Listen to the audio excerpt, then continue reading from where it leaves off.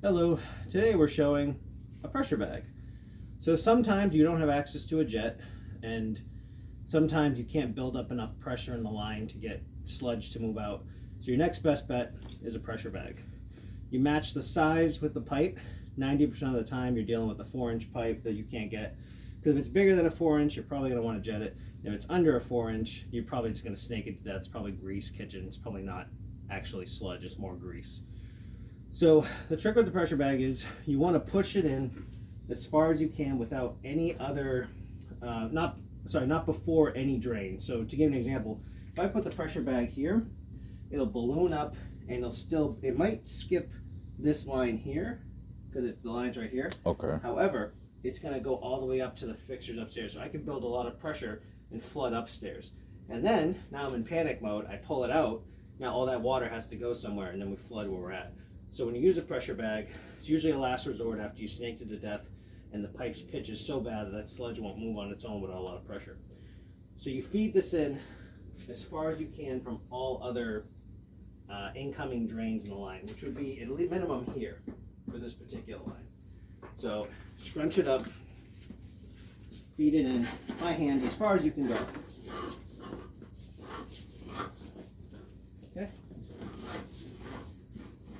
This is just a demo, so I'm not going to go crazy, but the further the better. The closer you get to the sludge, the more pressure you can build. So now I can go in and out like this right now. It's still small, it hasn't blown up yet. Turn the water on,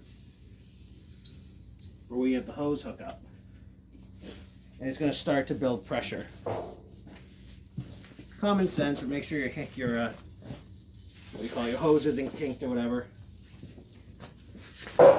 Get nice and straight.